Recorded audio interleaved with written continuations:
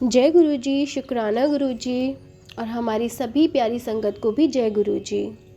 आशा करती हूँ आप सभी स्वस्थ होंगे और खुशहाल होंगे और गुरु जी की कृपा दृष्टि और उनकी ब्लेसिंग हमारे ऊपर हमेशा ऐसे ही अमृत वर्षा करती रहे। और संगत जी, आज मुझे देना है गुरु जी का एक मैसेज भी और एक हमारी संगत जी हैं उनका शुक्राना सत्संग भी। तो मैसेज ये है गुरु जी का कि लास्ट ईयर के संगत जी जितने भी कैलेंडर्स हैं उनको प्लीज़ आप हटा दें। अगर उनमें किसी भी भगवान जी का स्वरूप है तो उनको जला करके, ठीक है, आप उनको क्यारी में जो उनकी राख होगी, उसको जो पेपर का राख होगा उसको आप क्यारी में डाल दीजिए, मिट्टी में डाल दीजिए, कहीं भी ऐसे डस्टबिन में, या फिर कोशिश कीजिएगा जल प्रवाह ना कीजिएगा क्योंकि ऑलरेडी हमारा जो जहाँ पर हम प्रवाह करने जाते हैं वो ऑलरेडी बहुत ज़्यादा पॉल्यूटेड है। तो प्लीज़ अपने कर्मा और ख़राब ना करें। और जितनी भी सिलाने वाली चीज़ें होती हैं जो गुरुजी टाइम टू टाइम हटवाते हैं, सिलाने वाली चीज़ों को जितना भी पेपर वर्क होता है प्लीज़ उसको अलग करें, उनको जला दें।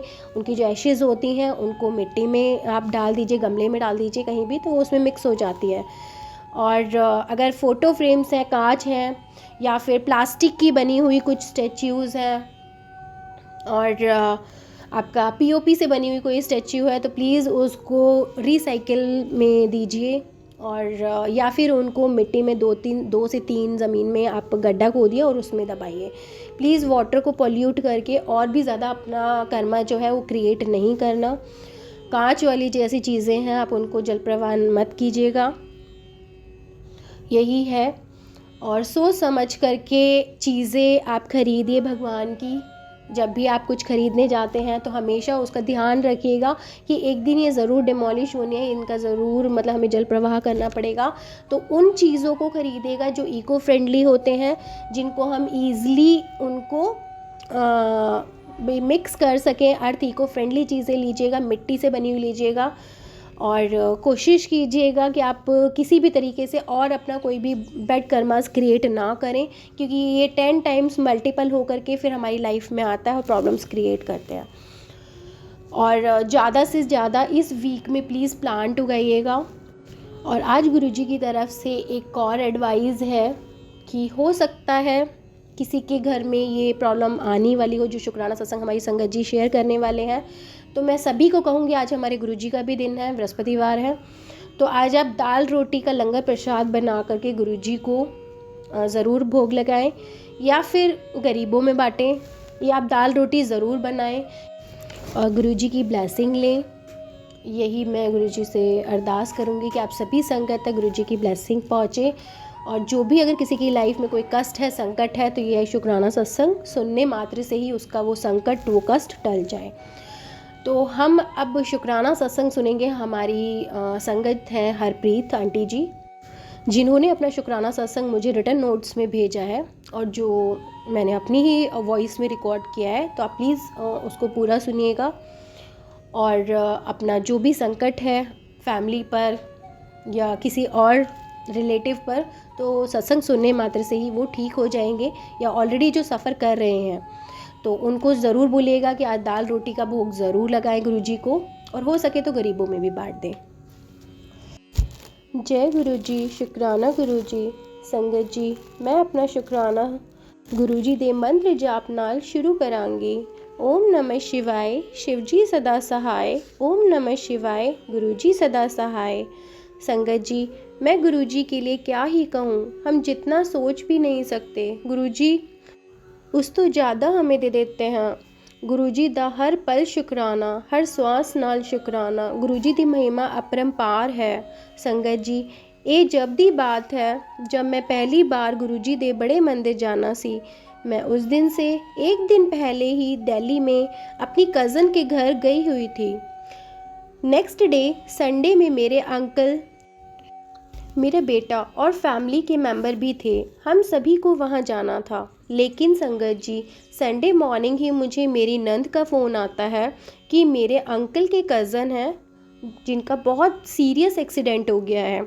हम बहुत डर गए थे। उस दिन जितना जल्दी हो सके वापस जाना चाहते थे, लेकिन मेरी कज़न ने कहा कि आप गुरुजी के मंदिर होकर ही आना। संगत जी, मेरे मन में बहुत हलचल मची हुई थी। क्या पता उसको कितनी चोट आई होगी, लेकिन फिर भी मैंने गुरुजी से अरदास की कि उसको ठीक रखना, कुछ भी गलत मत होने देना। संगत जी, आप यकीन नहीं करोगे, डॉक्टर ने बोला था कि उसकी ब्रेन का ऑपरेट करना पड़ेगा। मैंने गुरुजी से प्रे करी कि वो लोग फाइनेंशियली स्ट्रांग नहीं हैं, प्लीज़ आप कुछ ऐसा करना कि सब ठीक हो जाए। संगत जी, जैसे मैंने सोचा गुरुजी ने ठीक वैसे ही उसको अपने हाथ देकर सब ठीक कर दिया। मेरे अंकल के कज़न को 1 वीक के बाद हॉस्पिटल से डिस्चार्ज कर दिया। ये सब गुरुजी की ही कृपा है। थैंक यू गुरुजी, हर पल शुक्राना गुरुजी, बार बार शुक्राना गुरुजी। संगत जी, मैं अपना सत्संग विच ਇਹ कहना ਚਾਹੁੰਦੀ ਹਾਂ ਕਿ ਜਦੋਂ ਦੇ ਗੁਰੂ ਜੀ ਨੇ ਸਾਡੀ ਬਾਂਹ ਪਕੜੀ ਹੈ, ਉਸ ਦਿਨ ਤੋਂ ਸਾਡੀ ਜ਼ਿੰਦਗੀ ਵਿੱਚ ਬਹੁਤ ਕੁਝ ਬਦਲ ਗਿਆ ਹੈ।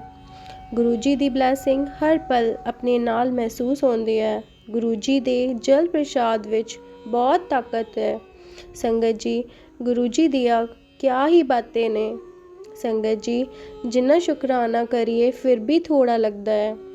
शुक्राना गुरु जी, हर पल हर श्वास नाल लख लख बार शुक्राना गुरु पा।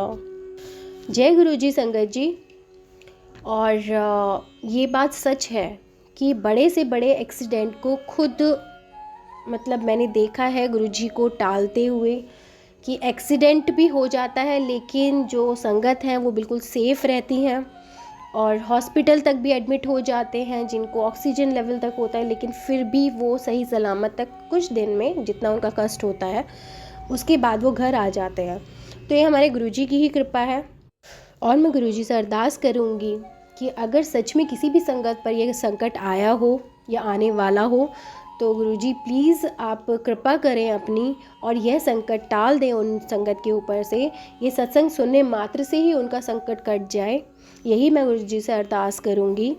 और अपने शुक्राना सत्संग का विराम जो है मैं गुरुजी के मंत्र जाप से विराम दूँगी, और गुरुजी की नई नई ब्लेसिंग के साथ फिर दोबारा से हाजिर होंगे। ओम नमः शिवाय, शिवजी सदा सहाय। ओम नमः शिवाय, गुरुजी सदा सहाय। जय गुरुजी, शुक्राना गुरुजी।